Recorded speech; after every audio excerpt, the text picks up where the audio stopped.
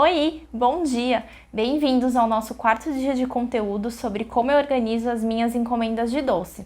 Se você perdeu algum dos vídeos anteriores, volta lá no nosso feed do Instagram ou vai no nosso canal do YouTube, que é Tami Bocuse, para poder assistir. Uma grande dificuldade das confeiteiras é por quais doces começar ou quais duram mais para começar a ser finalizado primeiro. Pensando nisso, e supondo que a nossa encomenda de doce é para sábado e ontem nós já finalizamos todas as massas dos doces, eu vou passar para vocês a ordem que eu sigo dos doces, pensando principalmente na validade e na durabilidade de cada tipo. Eu sempre começo finalizando os meus doces pelos fondados. Por exemplo, camafeu de nozes. É uma massa rica em gordura boa, que vem da nozes. Isso faz com que ela tenha uma durabilidade maior. Essa gordura boa faz retardar a cristalização da massa. Aí completando é o fondant. O fondant ele é a base de açúcar e o açúcar é um conservante natural. Com isso, ele é um docinho que pode ser finalizado com bastante antecedência, porque a durabilidade dele é muito boa. A seguir, eu começo fazendo os bombons, as trufas ou os docinhos que são banhados no chocolate. Esses são os doces normalmente práticos de fazer com uma validade muito boa. Um exemplo são as trufas. As massas, como eu comentei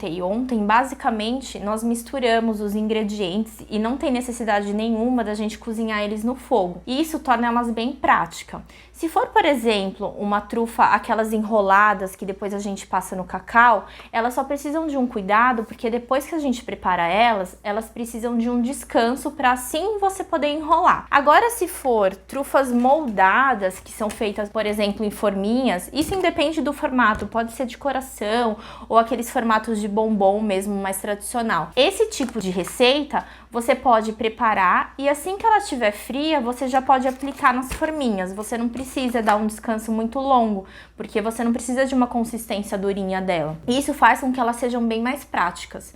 O porquê que tem uma validade muito boa esses tipos de doces que são banhados no chocolate?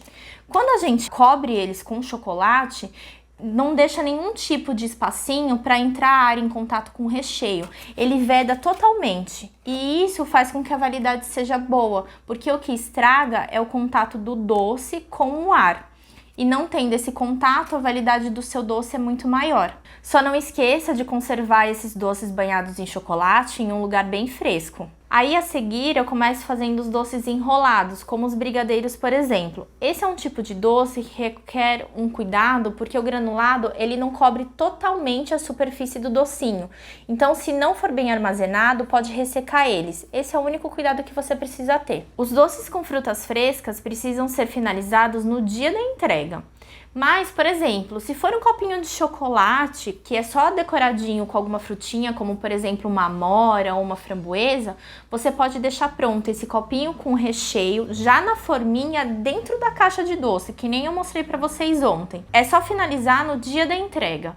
Você vem, abre a caixa e vai colocando os doces. Apesar de você ter que finalizar no dia da entrega, é um processo muito rápido, porque a caixinha já vai estar pronta. É só você finalizar com a frutinha, fechar, embalar e acabou.